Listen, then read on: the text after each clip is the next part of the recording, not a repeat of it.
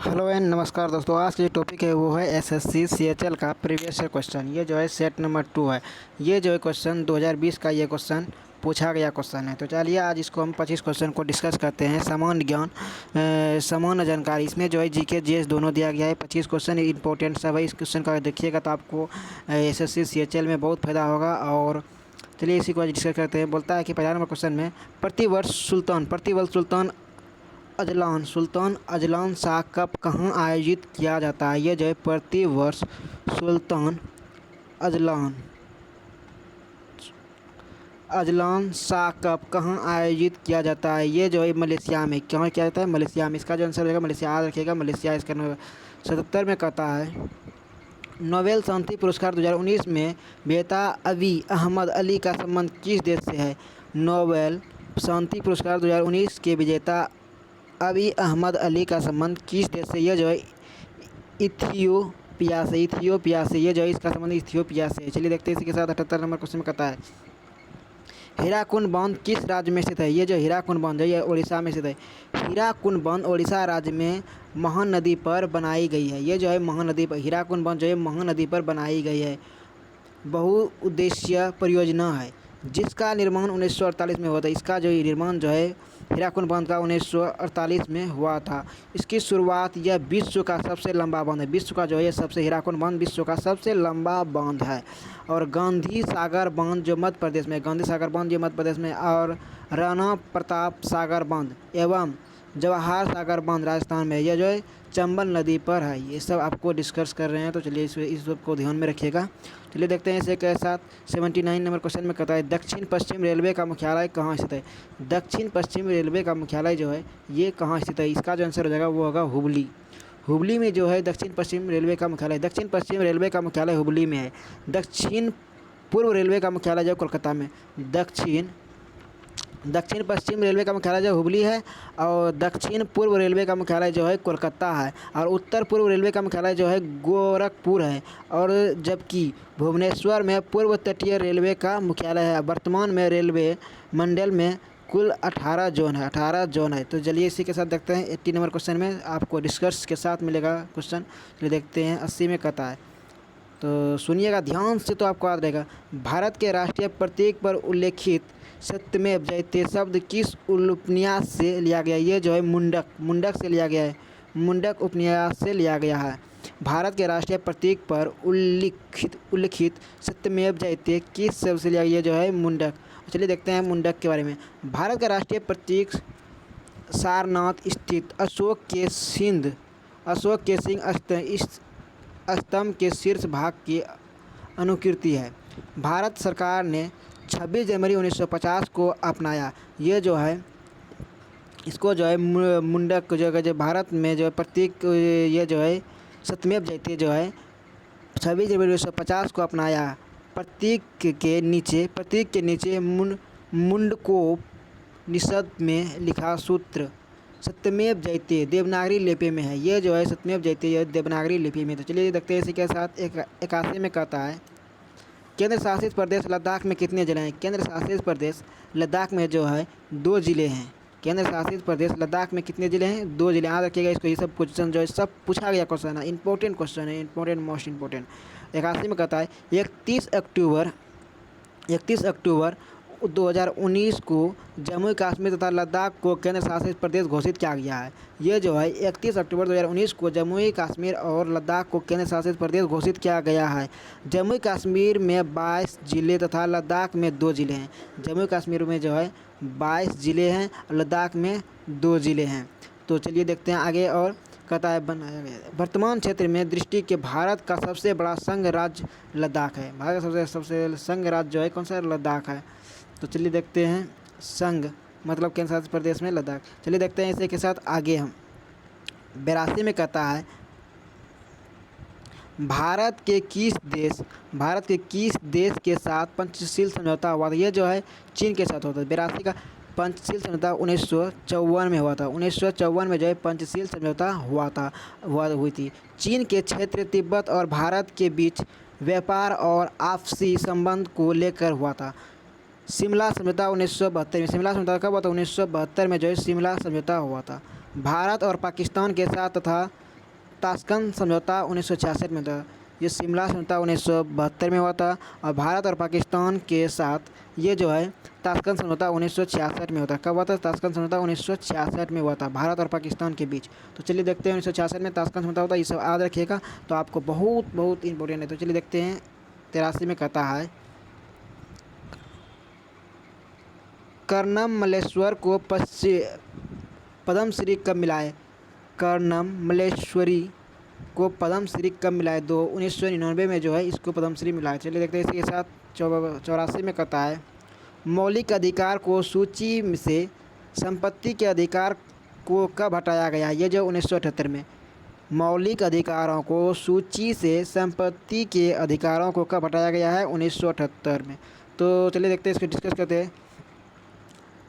तो 44वें संशोधन 44वें जो संशोधन 1978 44वें संशोधन कब? 44वें संशोधन 1978 ईस्वी को के द्वारा संपत्ति का अधिकार अनुच्छेद 31 एवं 19 को मौलिक अधिकार की सूची से हटाया गया। इसे संविधान के अनुच्छेद 301 के अंतर्गत कानूनी अधिकार के रूप में रखा गया है। वर्तमान में मौलिक अधिकार की संख्या 6 है। मौलिक अधिकार की संख्या वर्तमान में मौलिक अधिकार की संख्या 6 है। याद रखिएगा इसको। ये जो है 44वें संविधान संशोधन 1978 में जो है इसे हटा दिया गया है। तो चलिए देखते हैं 44वें संशोधन और इसका अनुच्छेद जो है 31 और 19 को। चलिए देखते हैं 85 में कहता है प्रिंटिंग से पहले पेज का पूर्वावलोकन करने के लिए किस शॉर्टकट कुंजी का उपयोग किया जाता है? ये जो है CTRL और F2 ये जो है इसका आंसर हो जाएगा। तो देखते हैं इसे कैसा। 86 में कहता है कर्मयोद्धा ग्रंथ निम्नलिखित में से किसके जीवन पर लिखा गया है? कर्मयोद्धा जो है ये किसके जीवन पर लिखा गया? ये जो है नरेंद्र मोदी के जीवन पर लिखा गया है। तो चलिए इसको डिस्कस करते हैं। अब जो है इसमें जो है एग्जाम वॉरियर्स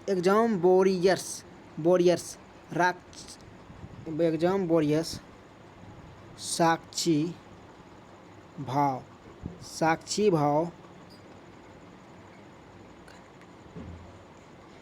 भाव कन्वीनिएंट एक्स सोशल ये जो इस कर्मयोद्धा का विलोचन तो चलिए इसी के साथ देखते हैं। तो इसको जो है इसका कर्मयोद्धा ग्रंथ निम्नलिखित में से किसके जीवन पर लिखा गया? ये जो है नरेंद्र मोदी के जीवन पर लिखा गया। इसका जो है डिस्कस चलिए देखते हैं। 87 में कहता है विटामिन बी कॉम्प्लेक्स में कितने विटामिन होते हैं? विटामिन बी कॉम्प्लेक्स में जो है 8 विटामिन होते हैं। विटामिन बी कॉम्प्लेक्स में 120 सेंटीग्रेड तक की गर्म सहन करने की क्षमता रहता है। इसमें जो है बोलता है विटामिन बी में कॉम्प्लेक्स 120 सेंटीग्रेड तक गर्म सहन करने की क्षमता रहता है। इसमें जो है मुख्यतः 8 विटामिन होते हैं। इसमें जो है मुख्यतः ये जो है विटामिन बी में 8 विटामिन रहते हैं। यह पानी में घुलनशील विटामिन होता है। मैकुलन में विटामिन बी की खोज जो है मैकुलन ने किया था। विटामिन बी की खोज मैकुलन ने किया था। तो चलिए देखते हैं इसे के साथ 88 में क्या कहता है। 88 क्वेश्चन में कहता है भारत में किसके सुझावों पर सरकार द्वारा कृषि फसलों का न्यूनतम समर्थन मूल्य MSP निर्धारित किया गया है? ये जो है कृषि लागत और मूल्य आयोग CACP कृषि लागत और मूल्य आयोग CACP ये सब जो क्वेश्चन सब इम्पोर्टेंट है, सब पूछा गया क्वेश्चन है। अगर आप ध्यान से पढ़िएगा तो आपको बहुत फायदा करेगा। तो चलिए देखते हैं 88 में कहता है न्यूनतम समर्थन मूल्य MSP वह मूल्य है जिससे कम मूल्य देकर किसान से सीधे वह उपज नहीं खरीदा जा सकती है। MSP कृषि लागत और कृषि आयोग CACP के सुझाव पर भारत सरकार द्वारा निर्धारित किया गया है। देखते हैं इसी के साथ 89 में कहता है 12वीं पंचवर्षीय योजना 12वीं पंचवर्षीय योजना की अवधि कब से कब तक है? ये जो है 12वीं पंचवर्षीय योजना जो है ये कब से कब तक है? तो ये जो इसका जो आंसर हो जाएगा वो होगा 89 का जो आंसर हो जाएगा वो होगा 2012 से 17। 2012 से 17 ये जो है 12वीं पंचवर्षीय योजना का 2012-17 12वीं पंचवर्षीय योजना 2012-17 ईस्वी तक है। इसका मुख्य उद्देश्य तीव्र अधिक समावेशी और धारणीय विकास था, जबकि 11वीं पंचवर्षीय योजना 2007 से 12 का मुख्य लक्ष्य तीव्रतम एवं समावेशी विकास था। तो चलिए देखते हैं ये जो हो जाएगा 11वीं पंचवर्षीय योजना और ये जो है 12वीं पंचवर्षीय योजना। तो चलिए देखते हैं इसी के साथ आगे 90 में कहता है पहला माइक्रो प्रोसेसर 4004 किस कंपनी द्वारा बनाया गया है? पहला माइक्रो प्रोसेसर जो है 4004 किस कंपनी द्वारा बनाया गया है? तो चलिए इसका जो आंसर देखते हैं दूसरा पेज में। इसका जो आंसर हो जाएगा वो होगा इंटेल कॉर्पोरेशन। इसका जो आंसर हो जाएगा इंटेल कॉर्पोरेशन। सुझा नहीं रहा है भाई। 2008 में पुलेला गोपीचंद बैडमिंटन अकादमी की स्थापना कहाँ हुई? ये जो है हैदराबाद में। 51 का जो है आंसर हैदराबाद। बोलता है 2008 में पुलेला गोपीचंद बैडमिंटन अकादमी का उद्घाटन कहाँ हुआ है? हैदराबाद में। इसको जो आप ध्यान से सुनिएगा, दिखा कम रहा है इसमें।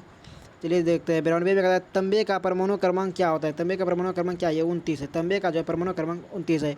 तांबा कॉपर एक भौतिक तत्व है जिसका संकेत Cu होता है। ये जो इसका जो तांबे का संकेत होता है Cu होता है। और ये जो इसका परमाणु संख्या 29 है। परमाणु भार जो है इसका जो परमाणु भार कितना होता है? 63.5 होता है। यह एक तन्य धातु है। यह जो है विद्युत तथा ऊष्मा का सुचालक होता है। ताम्र ग्लांस और क्यूप्राइस तथा मैकेलाइट तांबे का प्रमुख अयस्क है। तांबे का जो प्रमुख अयस्क कौन सा है? ये भी क्वेश्चन आपको पूछ सकता है। मैकेलाइट जो तांबे का एक अयस्क है और एक अयस्क है मैकेलाइट और क्यूप्राइस। चलिए देखते हैं इसे के साथ 93 में कहता है कुमायूं हिमालय निम्नलिखित में से किन दो नदियों के बीच स्थित है? ये जो है सतलुज और काली। सतलुज और काली। हिमालय को पश्चिम से पूर्व नदी घाटी को सीमाओं के आधार पर विभाजित किया गया है।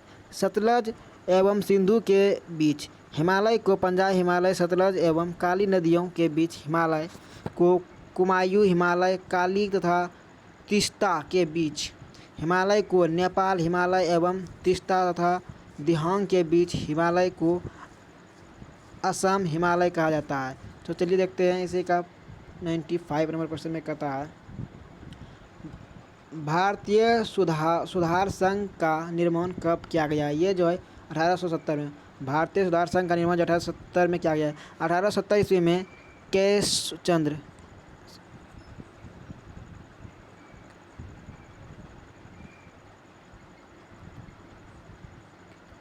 इसका जो अध्यक्ष कौन थे?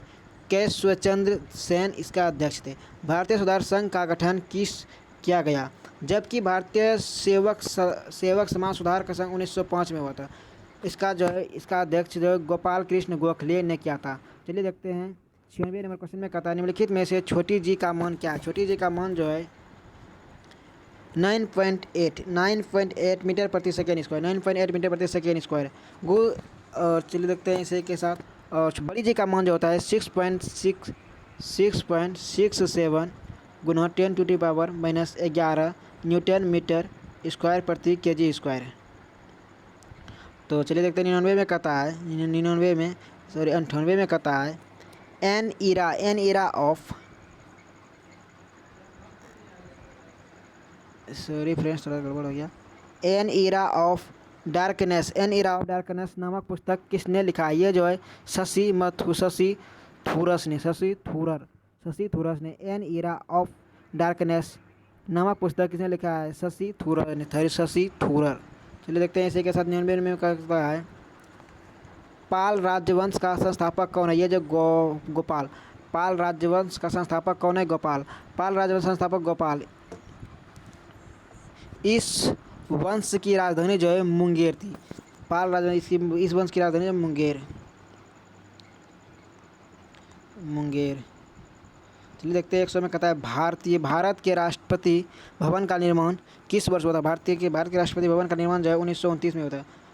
भारत के राष्ट्रपति भवन का डिजाइन लुटियंस ने किया था। भारतीय राष्ट्रपति भवन का जो है लुटियंस के द्वारा किया गया था। इस भवन का निर्माण जो 1912 ईस्वी में आरंभ हुआ और तथा इसका 1929 ईस्वी में पुनः पूर्ण हुआ और यह जो है इसे 1950 तक वायसराय हाउस के नाम से जाना जाता है।